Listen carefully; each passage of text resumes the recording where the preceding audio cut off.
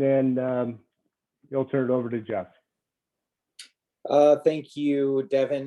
Good evening, everybody. We appreciate you attending this webinar for Connect Superior. I think most folks know at least the basic concept that we're hoping to bring faster, cheaper internet for everybody in the city of Superior. And it's part of a larger effort to recognize that access to a quality internet connection is no longer a luxury. It's not just some basic service that we have in our lives. It's a necessary utility. It is as important as electricity and indoor plumbing to our lives. We simply can't participate in a modern functional economy or education system without it. And so we're going to make sure that nobody gets left behind in our community, and that's what the Connect Superior project is about. So I hope everybody will watch the presentation, but ask your questions, even the tough questions. That's what we're here for, to make sure that this actually does work for everybody in the community. So thanks again for attending. Great. Thank you, Mayor. Appreciate your time with your busy schedule and your leadership on this issue. So I don't know for the viewers whether you've heard this content. This is, we're really going over the basic concepts behind the strategy for the network. And this really comes out of a year's worth of work, a little more than a year, from the committee that was tasked with evaluating and analyzing this issue. Devin Cox and I have worked with the committee over that, little more than a year, to look at the options that are available, to really try and think through from a strategy point of view. Why is the city doing this? What are the things that matter to the city? What do we think is going to matter going forward? And so we're really going to go over basic concepts. And depending on how much you've paid attention to this issue, some of this may be repetitive, some of it may be new for you. Let's see if I can there we go. The issue that the mayor brought up is exactly the key issue from a policy point of view and from a strategy point of view that we're starting with. And the reality is that in this country and in much of the world, people are still treating broadband, the way we connect to the internet, as a luxury item. And that doesn't mean that people think it is that.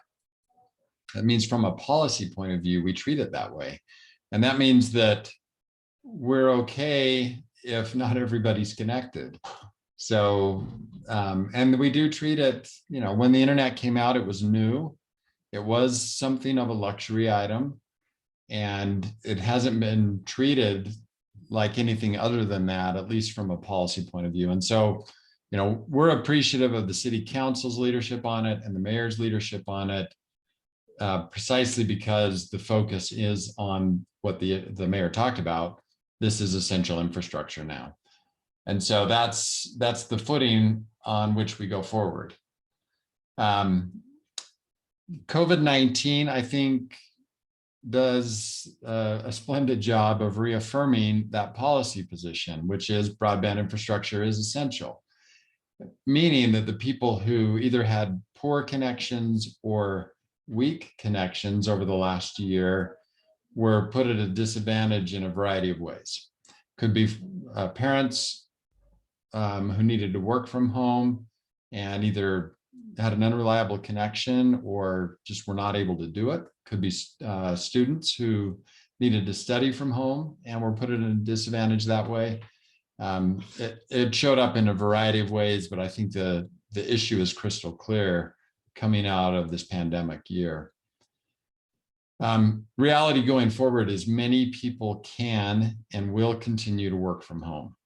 So that doesn't mean that that's going to be necessarily even the main model, but many people will. Things have changed, and probably permanently. And there are benefits to not commuting. There are benefits just for overall balance between work and life. And COVID taught us that we can do this, but it's key that we have good infrastructure to do it. And the other thing about COVID is much of the infrastructure that's out there is old. And that may be 30 years, it may be 40-year-old DSL or cable infrastructure. And it's just not sufficient anymore. Where we don't have good upload and download, it's problematic for people. And so, I think the city had actually started on this project before COVID hit. The key foundation that was the basis for looking at this really has been driven home because of what we've gone through. So a key strategic issue is what media, meaning what will the wires and cables be that the city would use. This is a real comparison and actually doesn't do enough service to fiber. DSL would be what the telephone company, if they haven't put in fiber, it would be what the telephone company is using. And so in your area, it would be CenturyLink, I believe. Starlink is Elon Musk's low orbit satellite system, which is a technological achievement for sure, and a great solution for my brother who has a cabin in Montana. It is not a great solution for the residents of Superior. It's going to be expensive. It's going to be more than $100, and there are going to be speed issues. We've got data starting to come in on the performance of the system. So it's a great fit for a certain scenario. It's not a great fit for someone living in an urban area or even a suburban area. Cable, I think the cable provider in Superior has a strong market position.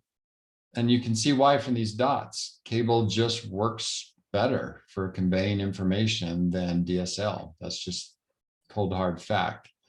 And the reason the cable companies have done very well nationwide is that they are using coaxial cable instead of DSL media or infrastructure, and it just moves information better. And then the last is we've heard a lot about 5G. 5G's been marketed to death over the last 2 years, and 5G means it is a set of standards, but the way it gets talked about somewhat loosely.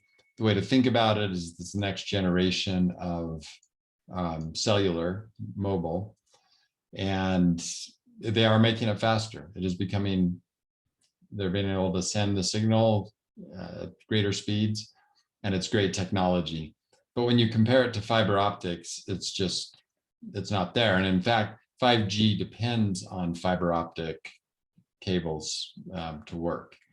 And so fiber is the most future-proof infrastructure, and it really is what the city is focused on because of its capacity. Another concept that people may be loosely aware of is that much of the infrastructure that's available in the United States is shared infrastructure. And so what that means is 32 homes or 64 homes are sharing a connection, and that connection comes off of what is known as a passive splitter.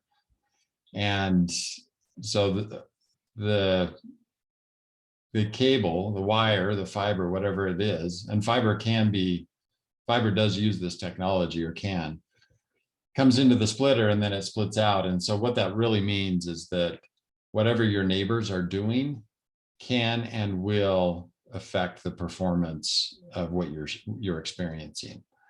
And so that's, I would say 90+% of the country has been built around this shared model. And as the network becomes essential in people's minds, as people are working from home, doing other important things from home, we need to make the network as reliable as possible. And so it really does bring into question whether this is the right architecture to do really important things across. So we've been talking to the committee about an alternative architecture, which is a switched architecture where everybody has their dedicated connection into a switch. This is the way that most enterprises are organized and all data centers are organized. They're using switched architectures, and they do it for reliability reasons. They don't, there's not a notion in a data center that that a pipe is going to be shared between two different customers. They have dedicated connections and they use a switched architecture. All right. Another important thing is the technical language is whether your connection's asymmetrical or symmetrical. Most of the connections out there today, all DSL, all cable, are asymmetrical. And that means that their download may be decent, but the upload is often poor. And when we do this meeting across Zoom or GoToMeeting or Teams, that's going to be working the upload significantly. And so what we've talked about with the committee is that symmetrical networks are far superior, pardon the pun, to an asymmetrical connection. And so we want a very robust download speed and a very robust upload speed so that people don't have to think about reliability. They don't have to wonder when they get into a meeting or attend a class whether their connection is going to be stable for them. Another concept and a recommendation that came out of the committee was whether the city would pursue an open access model or a closed access model. Open access means that you share the infrastructure. Our current model is like this picture, and the analogy here is that if we gave FedEx their own road and didn't let anybody drive on that road, and we gave UPS their own road and didn't let anybody drive on it, that would be akin to the way we run these broadband networks today. That is what's happening. You have the cable company with their own infrastructure, you have the telephone company with their own infrastructure, you may have another third party come in and overbuild them, then you've got the cellular network, which is totally different infrastructure. So the open access argument is really that we build one road. We build one really good road, and then we use software to move all the services essentially to the cloud and lower the barriers to entry. So one of the key strategic decisions of the committee was to increase competition, increase the number of service providers available to the residents of Superior. So the model is put in really good infrastructure, fiber optics, make it symmetrical, not shared, and open access. And so the residents of Superior could have many choices of ISPs, and they wouldn't necessarily, we would certainly invite and encourage and welcome local ISPs, but you also could have an ISP in Minneapolis or an ISP in Chicago that decides they want to serve Superior. And in an open access model, that's possible because they're basically software companies operating from the cloud. So to achieve the open access state or condition, what we need to do is we need to separate the infrastructure and the services that run on the infrastructure. And the reason for doing that is we want to give everybody their own lane, their own way to serve their customer. We want the network operator to be able to manage the infrastructure and do their job to keep the infrastructure up, and not really have to focus on being a service provider at the same time. So we do that. This is both a philosophical thing and a technological approach. So but it's really critical to the strategy to go back and remind you, this is all driven off a particular strategy that emerged out of the committee, CIT committee. So this little video here, what it does is it just demonstrates how this works when the internet service provider is out in the cloud. And essentially, you, the subscriber, would come in, you'd look at the options that are available to you, find the price or the speed that you're interested in. And then as you work through these legal agreements, it takes about 30 to 45 seconds. Once you hit confirm, then a network is built, provisioned.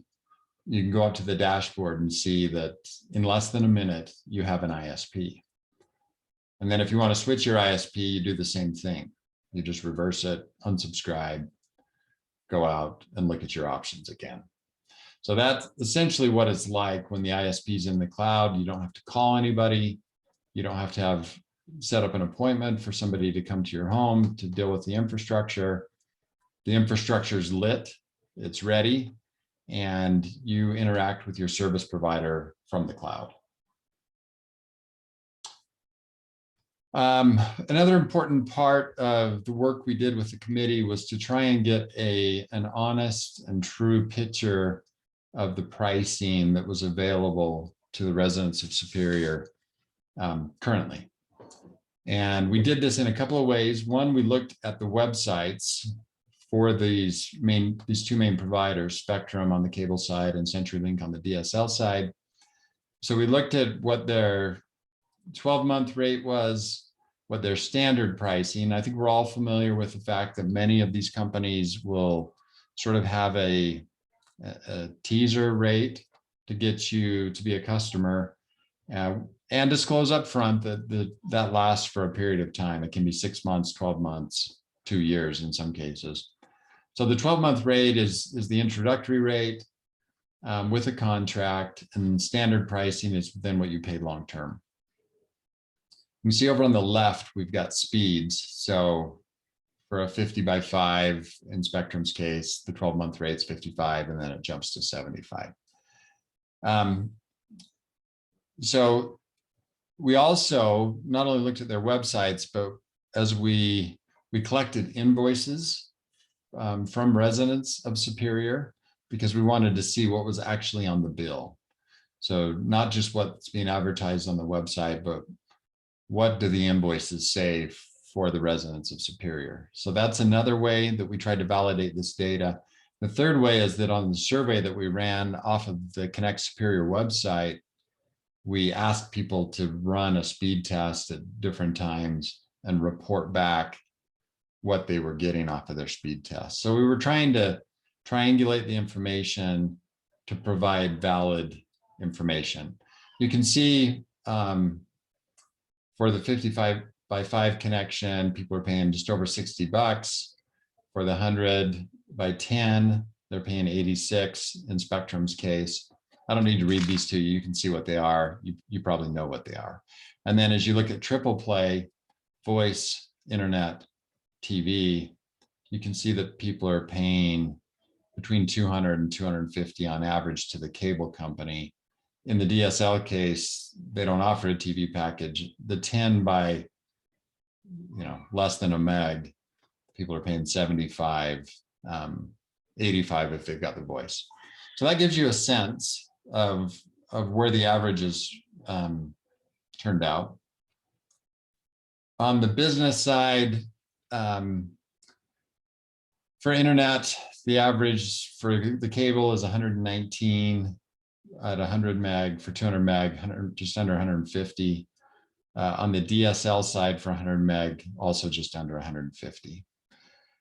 So part of the question here, part of the goal is, can we effectively lower the cost that people are paying for connectivity, remove the data caps, remove the teaser rates, just have a straightforward, this is the price, it doesn't change, this is it. And then increase the speed. That's really the target we're aiming at. Our projection for where we think this might come in, we separate this into 3 buckets, and it's important that we do this. One is the infrastructure. So if we build a fiber optic network throughout the city of Superior, that's a big public works project. And one of the goals is for it not to become a new tax. The goal is for it to find out if there's demand in the city for this to happen. And then if the demand is high enough, to have those who participate through their monthly costs, pay for the infrastructure, pay for the ongoing maintenance and operations, and then pay for their services. And this is where we've modeled it out based on lots of experience and based on our knowledge of that market. One caveat I will add is right now there's a lot of instability in every market with supply chain, and we're seeing an impact on conduit and fiber, but we expect that not to be, it's really incidental to COVID. And while the markets sort of regulate and get back to a normal state, we are seeing the same kinds of volatility that we see in other markets. But we do expect that to stabilize over time. I want to focus on the ISP cost. That's $9.99 for 1,000 by 1,000 connection. So 1,000 by 1,000, that when you hear people talk about gig, that's what they're referring to, 1,000 by 1,000. So it's symmetrical, same upload and download. And the way we're able to get to a $9.99 rate is really two things. One is that we create competition so that by going into that portal, if a better price is available, it's easy for people to see that price and they're able to go in and access that price. So that on-demand competition really is what drives that cost where it is. The second, though, is isolating the cost of the service off by itself. When it's a blended rate, it's easier for people to hide behind their pricing. But when you say, all right, what is the ISP doing? Let's isolate it and shine a light on it, then real competition can happen. And we account for this, what we think is a low ISP cost, to the competition, to the automation, and to isolating the cost of the service off by itself where people can make choices. So we're projecting a $54 monthly cost to subscribers. We will harden that cost. So as we go out and measure demand in the city, we'll harden that number. We'll do that in a couple of ways. And one is that we'll get the financing organized. We'll know what the interest rate is. We'll have a real picture of what the financial scenario looks like. And then we'll actually go out to bid and get proposals from engineering firms and construction firms. And then we'll be able to harden that cost. Another important part about this model, when you treat infrastructure as essential, one thing we're able to do is pay off the infrastructure over time.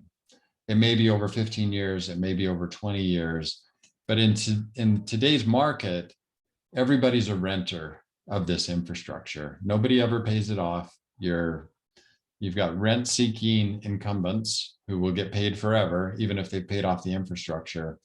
In this model, by separating them into the three buckets, we're able to isolate what is the cost to build the network. And then once that is retired, then the cost will drop. And so we do, in this model, we will reach a day where we've just got maintenance and operations and the monthly service provider cost.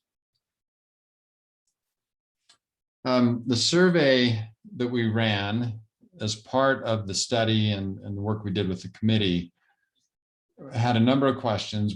This isn't comprehensive what we have here. Really what we want to highlight, how many would support the network. We had a 96% was either possibly or yes, based on the information they had. Possibly means I need more information. The second question, how important is speed?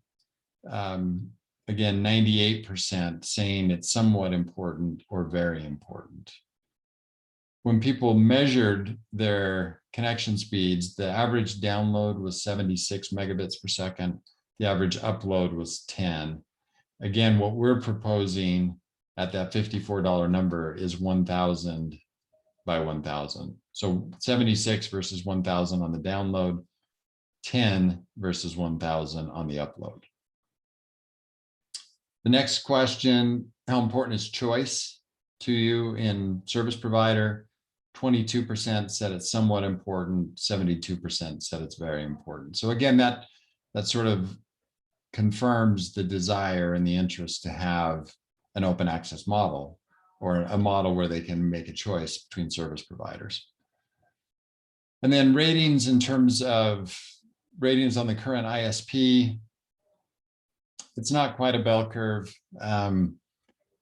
not a strong showing for excellent, but a distribution from there, from poor to fair to good to very good. And for this, we had this up for a couple of months, had a total of 538 responses, and which is a good response rate. We would have loved it if we had 3,000 respond, but this data is not anomalous. It's not unique. We see these patterns consistently across the country. So when we think about financing the network, we're projecting, this is close, but projecting 13,000 premises.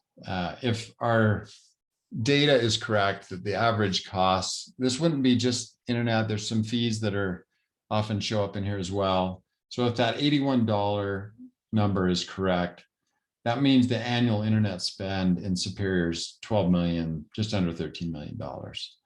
And then if you run that out over 20 years, that ends up being $250 million. And the key thing there is the question of the people will ask is, can the city of Superior afford to build this network? And our answer is the money's already there. The money is already being spent month in, month out.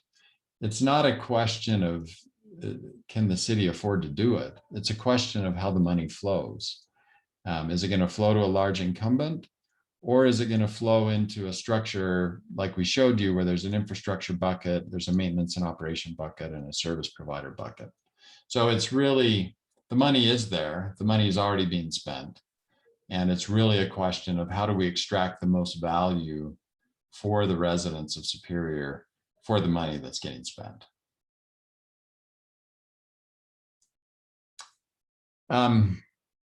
So this is a question, how much money is leaving Superior every year?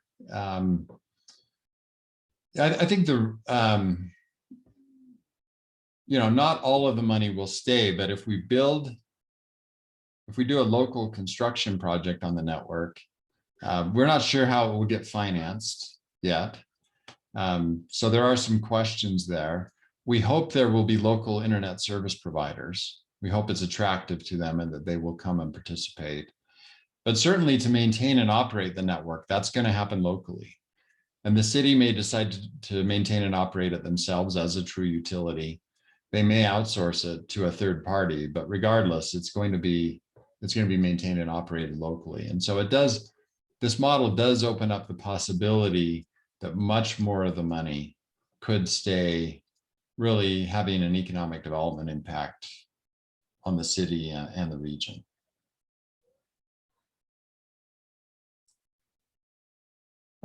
So in terms of what we hope to achieve, we hope to be able to take the average cost down meaningfully.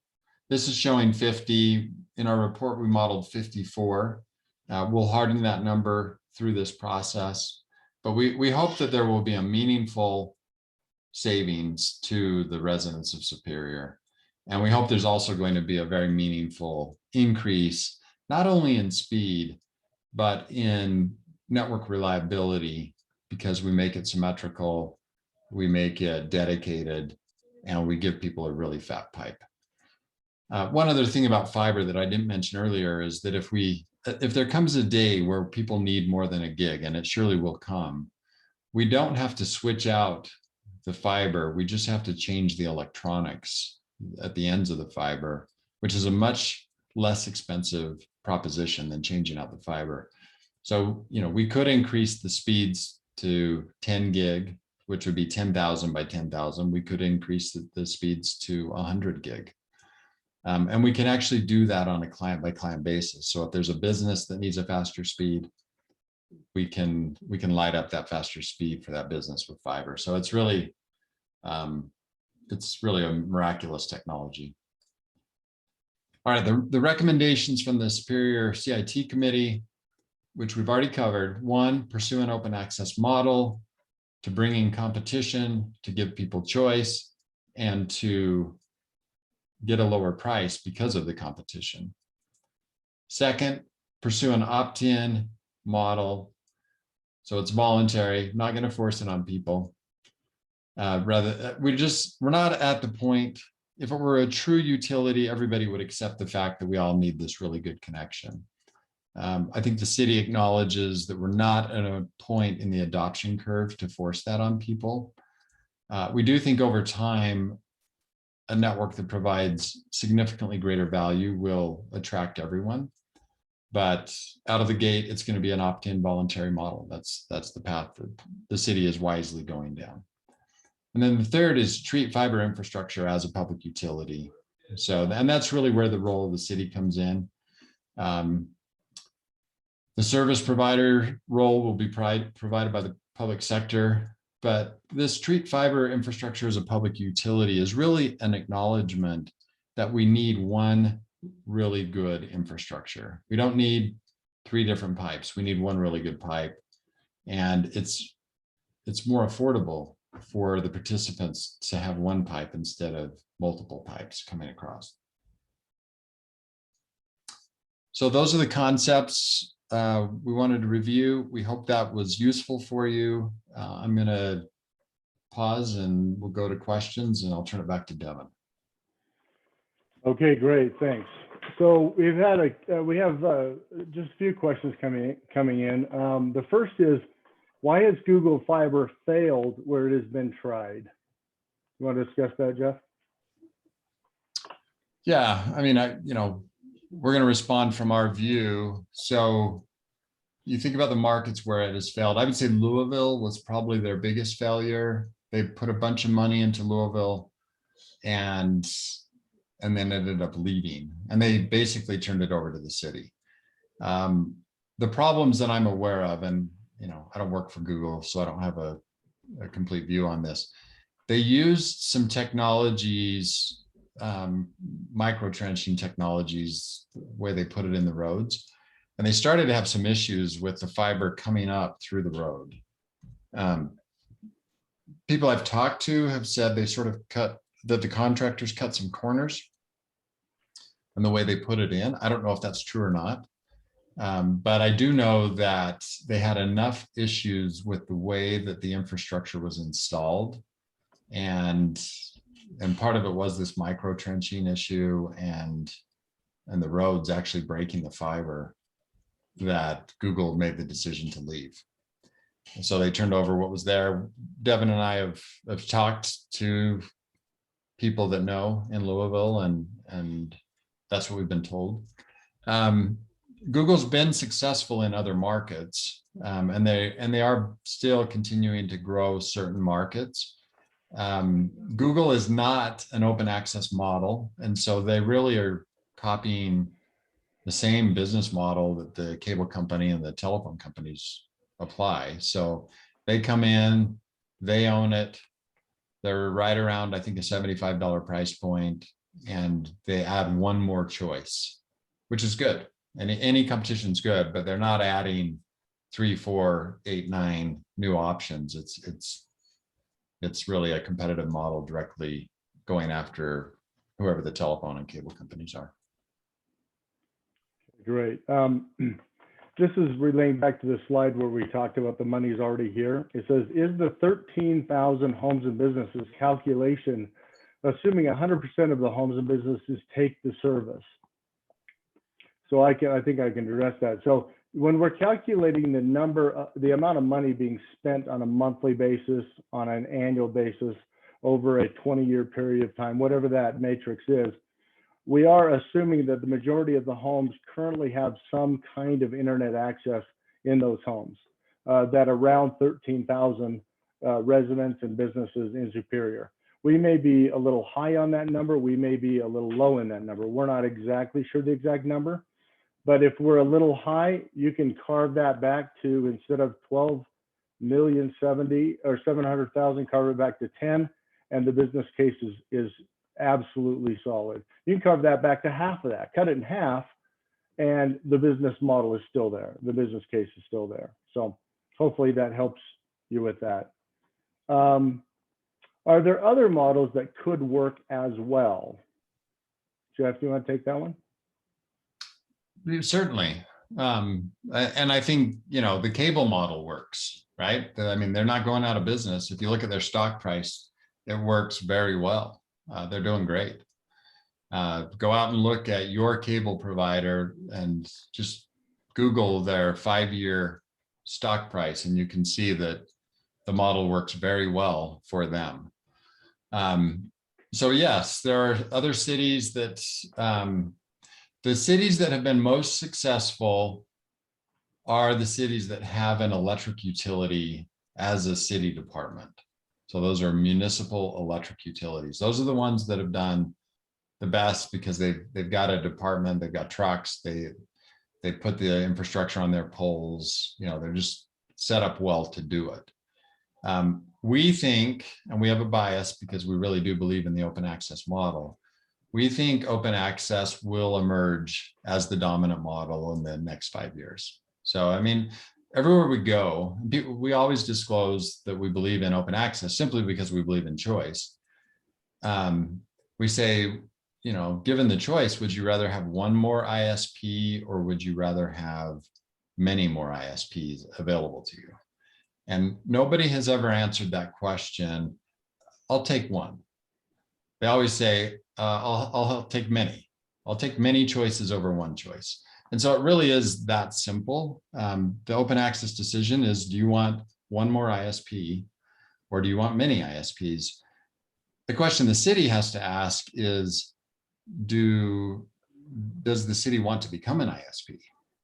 And that's beyond our pay grade. I'd like to hear how the mayor would respond to that question in terms of his thinking about open access versus perhaps the city becoming an ISP.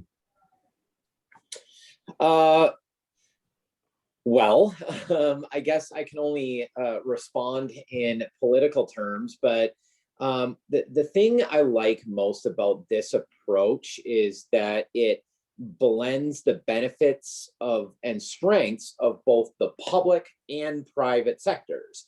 So there are just some things that the market does better and some things that the public does better. So we saw the example of roads in the presentation. We would never turn transportation like roads infrastructure over to the private sector. We just know that it's not going to be as efficient and it's going to box a lot of people out. So once something reaches a level of importance like transportation or public safety or utilities, you want to have that managed by the public to make sure that everybody has access.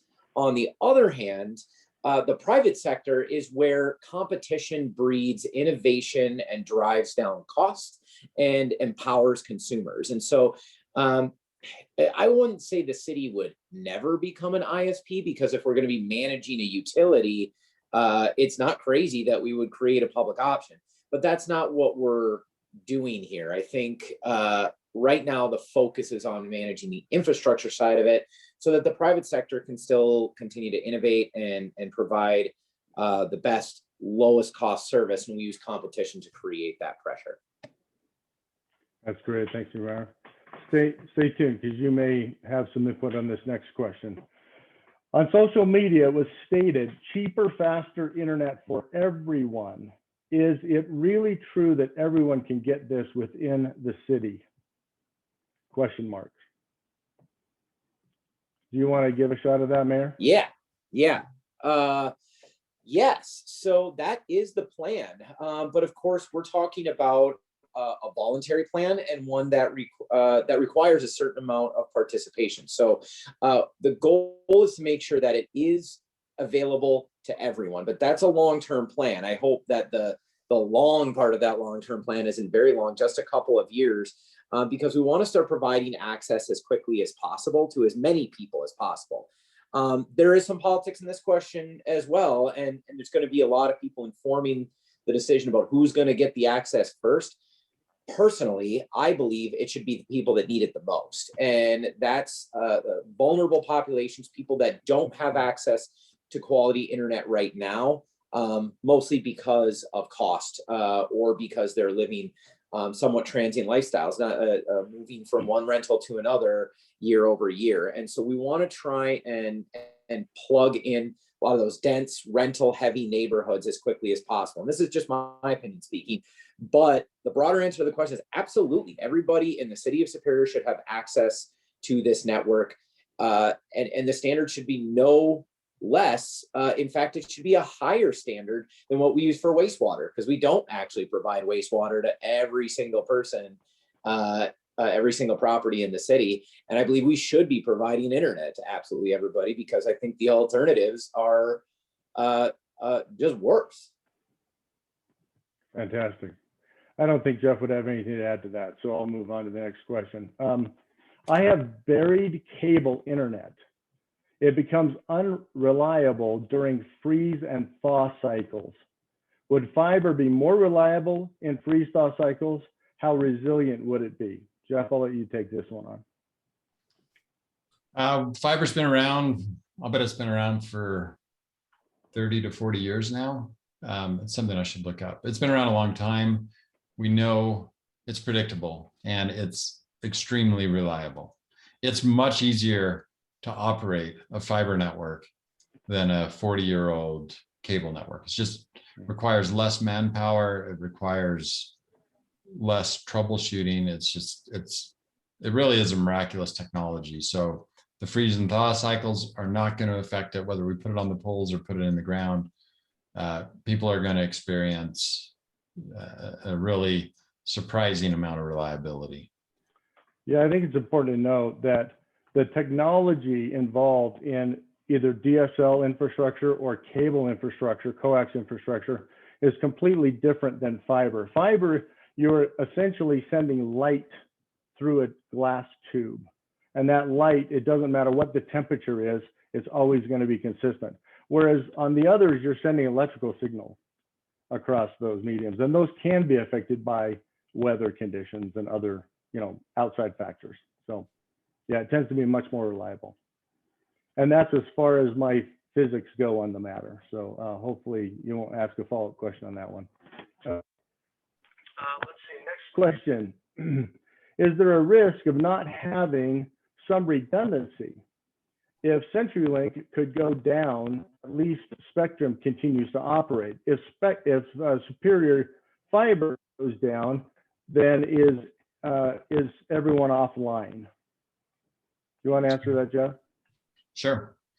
So it's really a network architecture question. Can we design the network so that they're in sort of a ring topology, so that if there's a cut in a main, so you have to think about it as there's the backbone of the network, which is, if the backbone goes down, it's problematic for a big group of people. If a connection in a neighborhood goes down, it could be a problem for the people in that neighborhood. If the connection to a home gets cut, it's a problem for that home. And so the level of risk or the level of impact varies depending on where there might be a problem. So it's a very valid question. It's a concern in the design of the network. So like a lot of things in life, having a locally owned and controlled network has a number of significant advantages. This network that we're talking about building, if your connection, so you have to get back, for the internet to work, you have to get back to Minneapolis or down to Madison or Chicago. So let's just say Chicago and Minneapolis. With this kind of local network, if you get cut off in that middle mile connection that goes to Chicago or Minneapolis, this network would allow people, because it's local, to still communicate with each other. That's a big positive of this kind of network. If the backbone, there's a cut in the backbone, whether it's a backhoe or some other event, we need to design it in a way that there's redundancy so that it can travel another route to get to people. If the connection to a neighborhood or home is cut, there probably will not be redundancy to a neighborhood or a home, but being locally responsive. I was, in our years, the worst cut was a backhoe cut on a backbone segment, and it took 4 hours to get it back up. That was the worst that we've seen as a company. So it's an important question. We won't go through all the scenarios, but it is important as in the design. One thing I would also add, and then Mayor, it looks like you've got a comment. The outage that you experienced, I think it was 3 weeks ago in Superior, That wasn't an infrastructure outage, that was an ISP outage, right? And so you've got to kind of separate the two, because in this model with open access, if the ISP has an issue with the router or other types of ISP related functions, you can literally in 20 seconds switch to a different ISP that is up and operating. So there's huge redundancy built into this model in general as it relates to the ISP.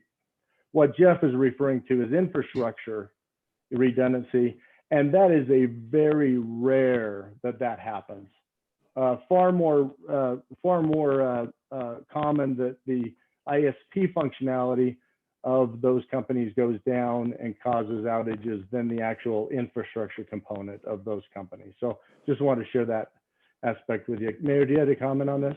Yeah, I may try and dare to answer this from a technological standpoint rather than just politics, which is my job today. But I would point out that having a whole network with the best possible technology improves all of our communication technologies across the board. So remember, you probably have some kind of internet redundancy in your life right now. You likely have a hard connection coming into your home, but you're also connecting over 4 or 5G via your cell phone or your tablet.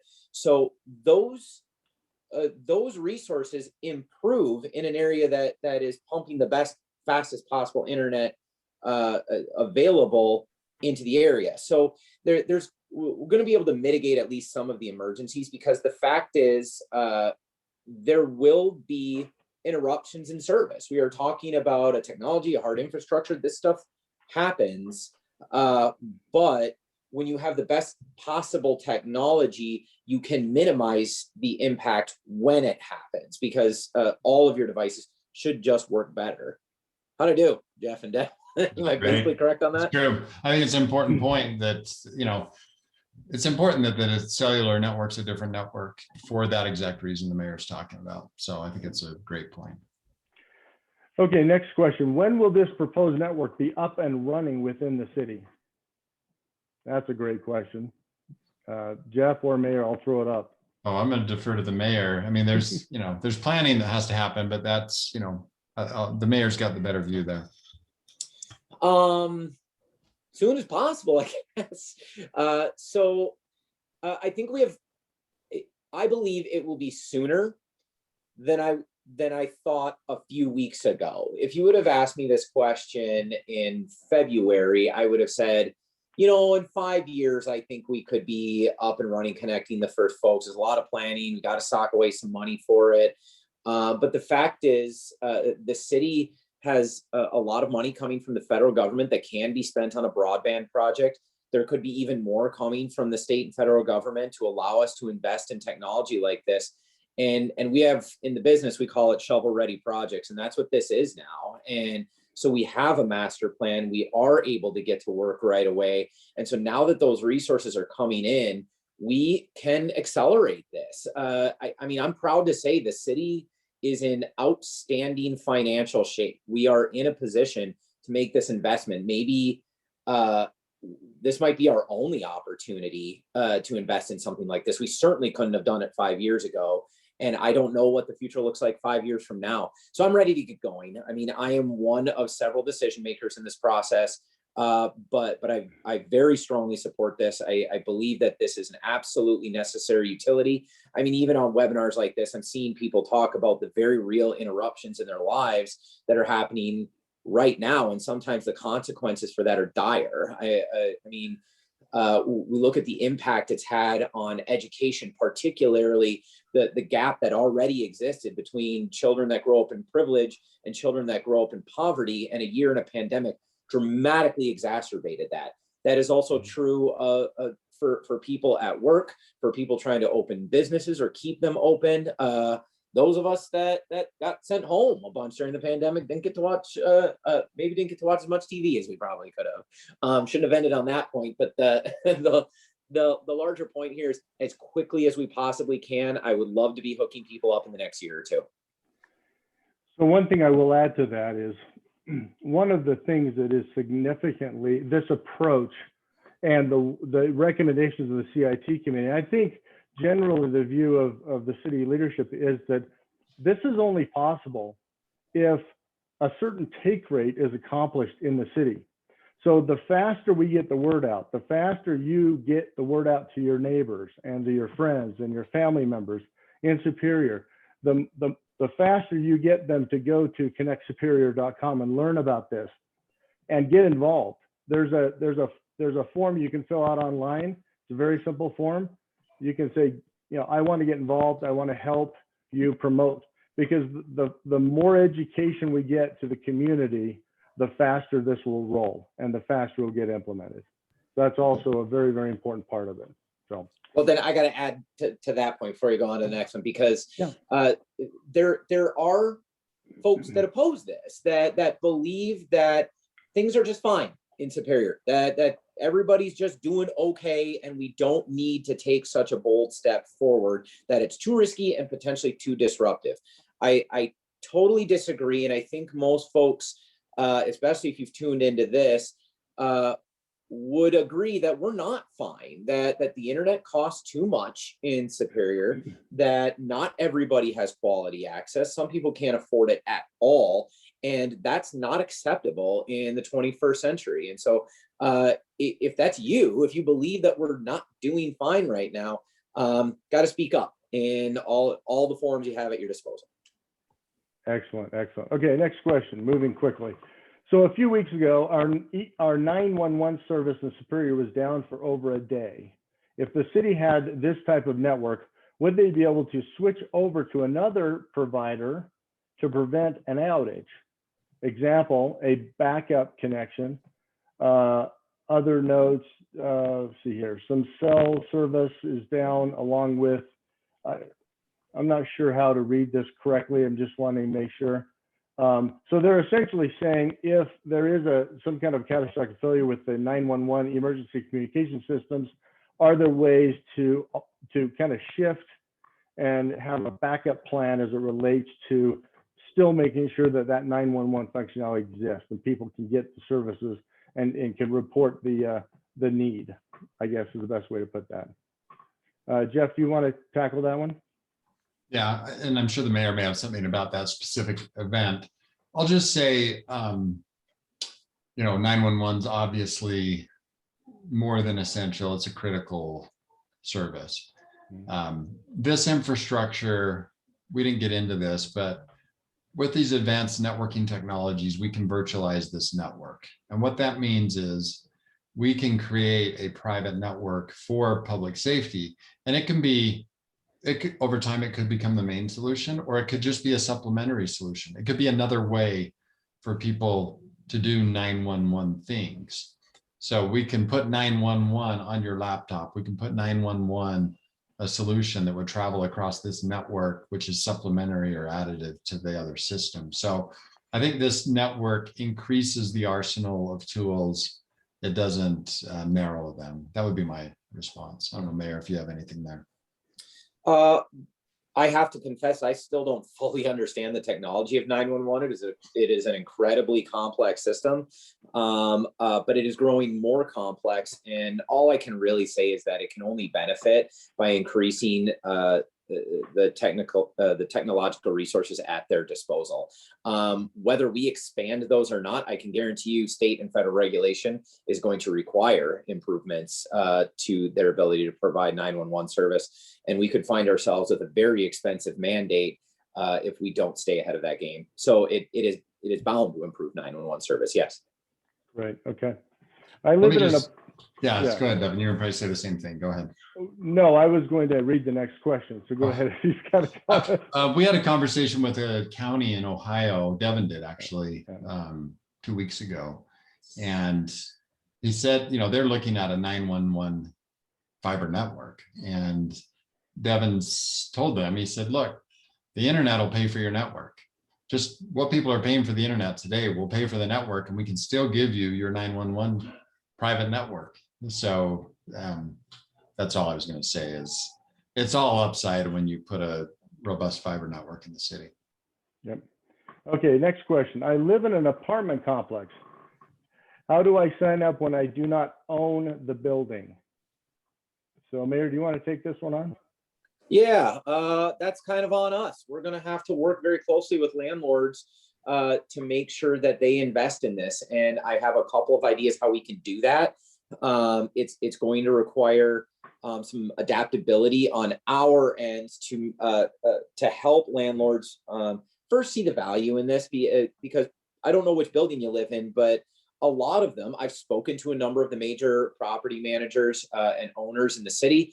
A lot of them are very excited about it. They see it as a resource that they can provide their tenants that will make them more competitive in the market. Now, if you live in a building that is marketed as affordable housing that generally costs less and doesn't provide any amenities, well, we're going to have to find ways to incentivize landlords to do that. There's no other political way around that. But the fact is, we do that already. We have I won't go into it too much, but a backflow relief system that makes our wastewater system and stormwater system more efficient. But we have to install that in private homes. We did that for free for homeowners. Well, the city just expanded that to landlords too. So we do sometimes pay for some improvements. But the fact is, that's a cost that if we can incentivize them to do it in the first place, it shouldn't cost landlords much because they should be able to build that into the rent. Okay, great. You have anything to add to that, Jeff? No, I think the mayor did a great job. Great. It's an important issue. Is there a possibility to branch out and partner with Duluth? I'll try to take this on. So the Duluth mayor has made a number of statements in the last couple of months about their interest to expand competition in Duluth. We've had one conversation with some of the folks in Duluth. I guess they don't have their direction down. They don't have their strategy in place yet, but hopefully they will come to, they will start pulling that together, as I know that they've got a dedicated team.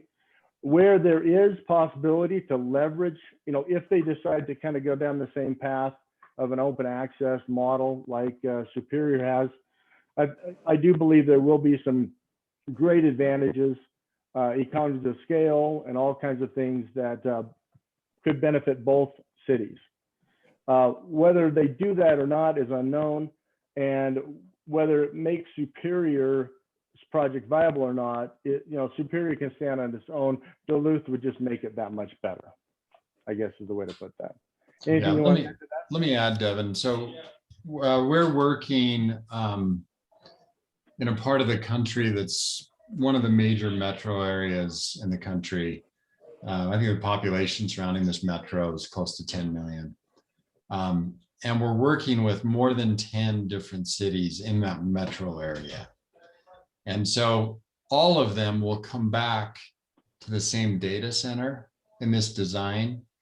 And the ISPs will meet at that data center. So 10 different cities spread across this metro area.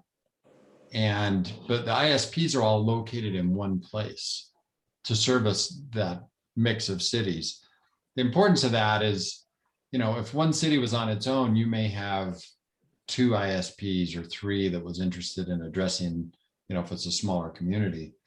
But as you aggregate volume, it becomes very attractive, and that increases competition, it increases innovation, it drops the price. And so it becomes meaningful in terms of the impact that it has. So there's definite value if Duluth goes this direction, but they're way too early in their process to know what their strategy will end up being. Okay. Next question. Will there be, will there be a danger of prices going up over time? What would ensure pricing will remain low compared to the current internet providers? You want to address that, Jeff? I think you really got to focus on the 3 buckets: the infrastructure bucket, the maintenance and operation bucket, and the service provider. What I think you can expect is for people that come on early, and the reason people need to come on early as they have the opportunity is because the network has to get financed. And when you take out the financing, You know, it's not just open-ended, whoever wants to come in at any time. It's specific to a group of subscribers. So once the network is financed, people will still be able to get on, but we don't know exactly what that mechanism will look like. So that's not going to go up. It's going to have an interest rate and it's going to be set. The maintenance and operation of a utility, it can go up over time. The definition of a utility is, you know, the members pay whatever the cost is, but this is going to be just like everything else the city runs. They're going to run it professionally, and they're going to behave in a professional manner. So I would not be nervous at all about cost increases on the utility side, the maintenance and operation. They will happen over time with inflation, but they'll be modest and they'll be manageable. And it's not something that would make me nervous. I think on the ISP side, I would expect those costs to go down over time, because I think what you'll see is more competition and more automation, and that will drive the costs down. And so, you know, I think the cost that we're modeling, $54, I'm comfortable with that number. And I don't think people are going to get surprised on the upside. What's happening with your internet bill right now? Yeah. I mean, that there's no doubt that if we maintain a private internet network, the cost will continue to rise. And when they go up, you can't vote charter out. You can do that to local government officials. Yeah. Okay.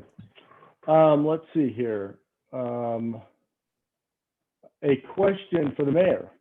While he's there regarding low cost internet, while the monthly ISP cost is only $9.99, is the addition of $44 in infrastructure and maintenance operation fees a barrier to low income households? So we kind of addressed this a little bit, but I'll let you expand on that, Mayor. I just have to say, I mean, it's, yes, of course, any cost is always a barrier to people that have a fixed low or even no income, but it's nowhere near as large a barrier as the cost to internet is right now. And so that's the goal. It's not free internet for everybody, as much as I would like to do that. That's not what this is. You know, this is a user finance network, and we're saying it is more affordable than what you're paying right now. Now, as responsible policymakers with a goal of ensuring, making sure we meet all of those commitments, cheaper, faster internet for everyone. The everyone part is going to take more policy work in the future. And we worked with Entry Point to develop a plan to build this network and to make it available. But the making it available to absolutely everybody, that's going to take more policy work. All we can offer right now is that it's going to be more affordable and easier to access than what's available now. Yeah, and I would add to that, we are starting to see some significant dollars from a federal government's perspective allocated to broadband deployment, and specifically focused on digital divide issues. So there will be very large numbers of federal dollars available. I think we would encourage, and I believe the mayor is absolutely in favor of Superior taking advantage of any and all federal grants that they can get their hands on to help supplement those low-income, residents of the city. And there will be monies earmarked just for that. In fact, there could be quite a bit in the next year or two. So we'll see where that goes. Did you want to add to that, Jeff? Okay, good. We're good. Okay. Next question. Google Fiber was not like this model. Is that correct? Yes, that's correct. Google Fiber is not like this model that's being proposed. What roadblocks do you anticipate from the current providers? Do you want to address that, Jeff? We don't know. They don't like competition, so they'll most likely, they'll respond in some way. They like the position they're in, which is near monopoly position. It's duopoly. So we don't know how they'll respond, but on its face, this is public infrastructure available to everybody, and they can come on this network. We would encourage them to come on this network. So we're not saying everybody except for the cable company and everybody except for the telephone company.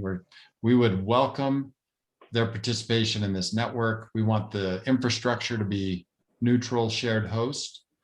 And we think they would be a great competitive player to come in, and we would encourage them to do that. Okay, next question. COVID has created many challenges with education, business, and life in general. Testing the limits of what we currently have for internet, how would this network be better or be set apart from what we have now? I think we've answered that in the entire discussion tonight, but I'll let you summarize, Jeff. Yeah, so the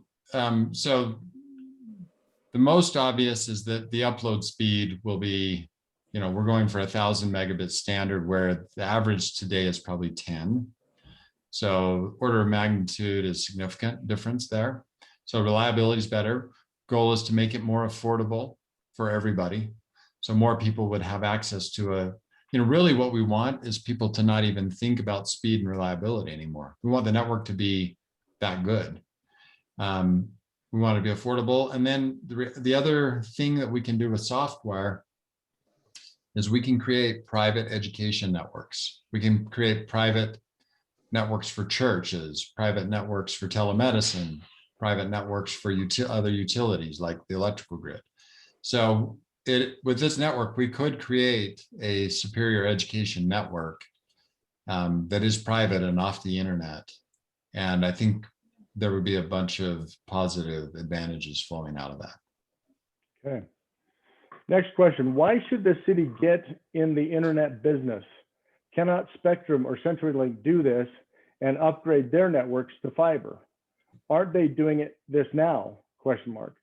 And if the city does this, what are the benefits to the city installing fiber versus the current private companies? So Jeff, I think it really comes down to, and the mayor may have interesting thoughts on this, but it really comes down to whether you define this as essential infrastructure.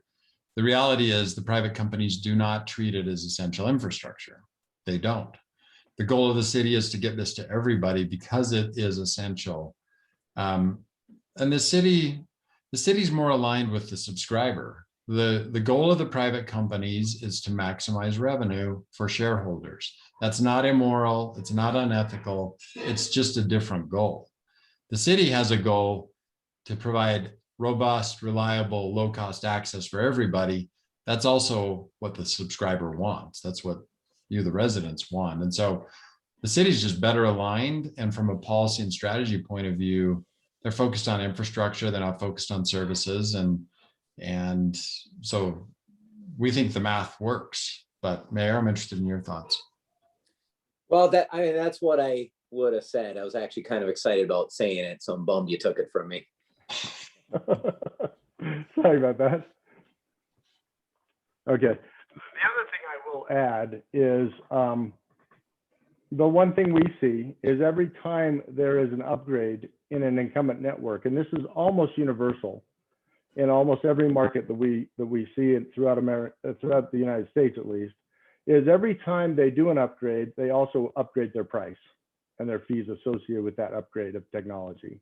And so the idea that you're going to get, there's no doubt that in the next 10 to 15 years, it's very possible that Spectrum or CenturyLink could bring fiber into Superior if Superior does nothing.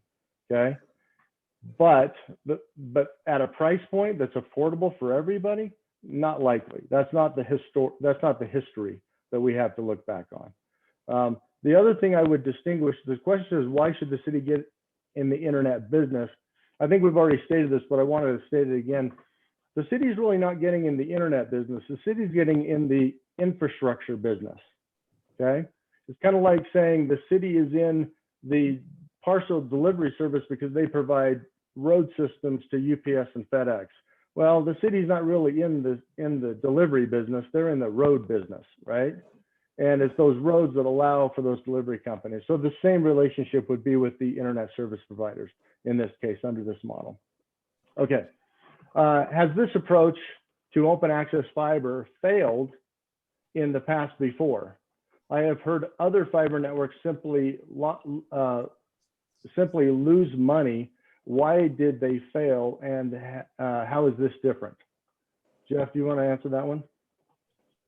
Yeah. The same examples get used over and over by people who don't want cities to do this.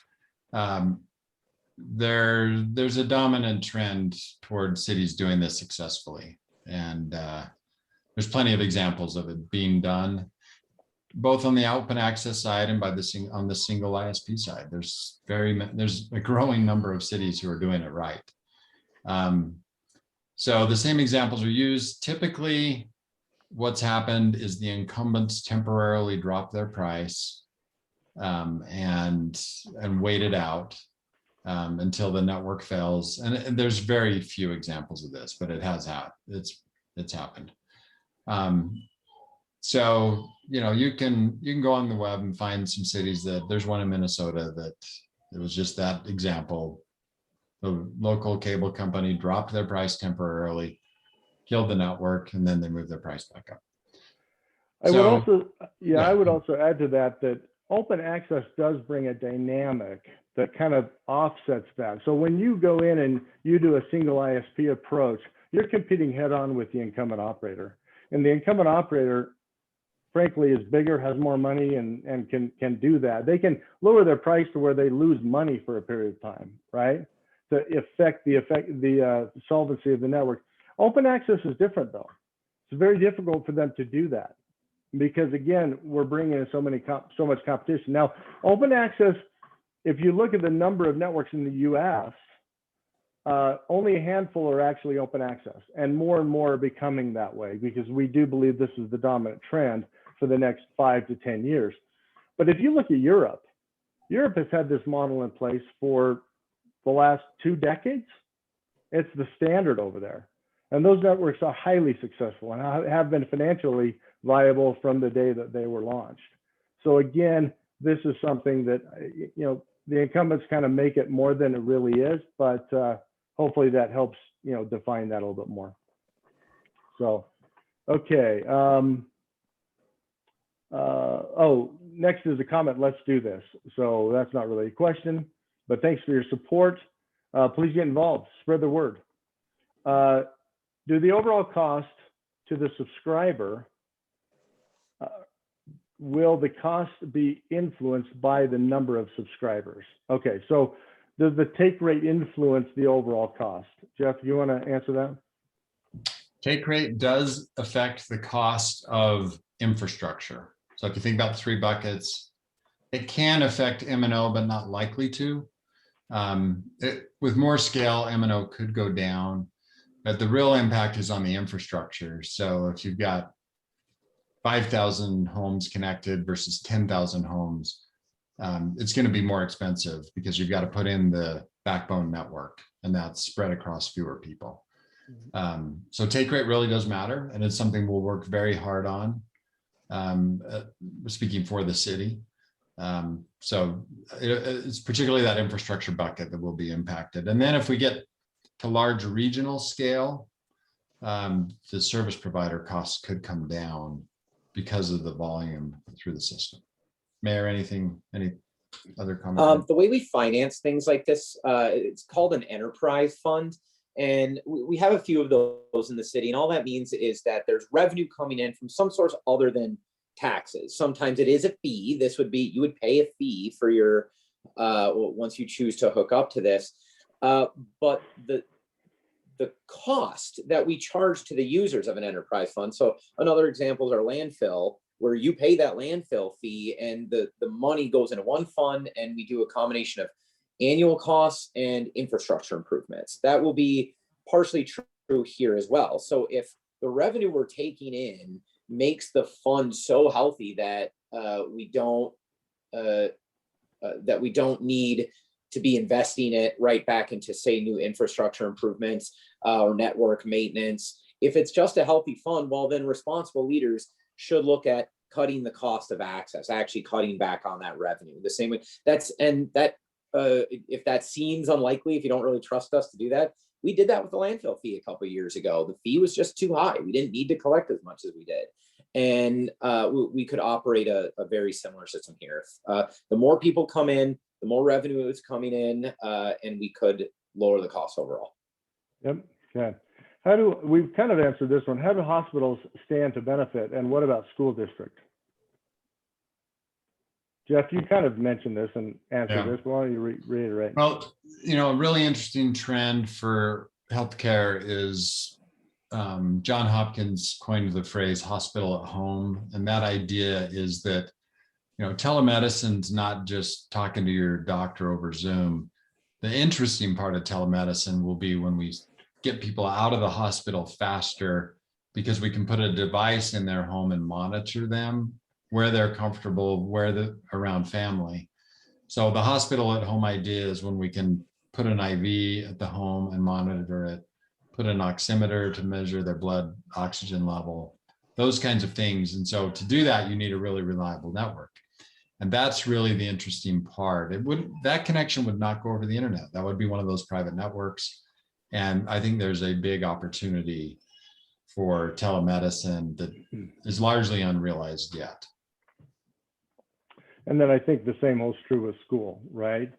I mean, if this network were in place during COVID, we wouldn't have had the challenges we would have had trying to do Zoom calls and remote classroom, because we could literally just tie a video feed directly into the classroom from home and vice versa through a private network. So I think the same thing applies to the school system. All right, one last comment. This is very exciting. I'm very excited about this. How does the city need, let's see here. What does the city need to ensure this is a success? And another one likened to it, how can local residents and business help spread the news and help out? So I'll let you start off with that. Yeah, I'd turn it over to the mayor. The mayor's got a great understanding here. I'd let him. Yeah, so of course, talk about it. If you came in and sat through this presentation, you now know more about an open access fiber network than the vast majority of the city. That's really important information, because this is a complex subject. So talk about it in your personal networks, talk about it on social media, show that the concept is simple enough: cheaper, faster internet for everyone, but you can now explain at least a little bit how it works. So go ahead and do that for us. In terms of the internal process, and it looks like the last question is along those lines as well. We have we're going to do a lot of the political work this year. I hope to include money for this project in my budget proposal for 2022. And we're working on that over the course of the summer and then into the fall. And how that's going to work is, in the summer, counselors are going to weigh in on what they care about in the budget. So you need to make your city councilor care about cheaper, faster internet for everybody. You want the internet project. If you want it, call your city councilor and tell them you want it, so that they're advocating on your behalf this summer. Then I'm going to propose it in the fall, and then the council's going to have to agree to approve that budget, and then we'll be off to the races, and we'll have many more decisions to make. But the fact is, I can promise, as long as I'm sitting here, the administration's going to be supportive of this. We're going to work very hard to implement this as quickly as possible. But it is a lot of money, and it's a very complex project. And that means I'm going to need support from the city council as well. So really, this all boils down to speak up where and when you can. Absolutely. And the other thing you can do is the connectsuperior.com website has a lot of good informational material. You can have your friends and family members go there, learn about this. A recording of this session tonight will be posted there. A recording of our last webinar for April 15th is also there now. So there's a lot of information. You can educate yourself and get other people involved in this process of learning at this stage. We're going to have some additional open house events. Hopefully some of those we'll have some additional virtual ones, but hopefully we'll have some in-person ones once we all get vaccinated and we're kind of past the whole COVID thing. So those are all coming up. You can encourage your family and friends to come to those events as well. So the more you talk about it, the better off, the faster we'll see this thing, become a reality, I guess. So that's all the questions. I thank everybody for attending. Mayor, do you have any closing remarks? This is a really exciting project, and I hope we are leaving you as excited as I am about it. This is going to be one of the most important resources we invest in, possibly for the next 100 years. I mean, I don't think that's an exaggeration. We don't create new utilities very often. It was about a century ago the last time we did. So this really does change the future of how our city operates. When you think about, we've already seen how much the internet impacts our life, but I think if we look at the role that the internet's played in the last 30 years, the one thing we know about it is that we have no clue just how impactful it's going to be even 10 years from now.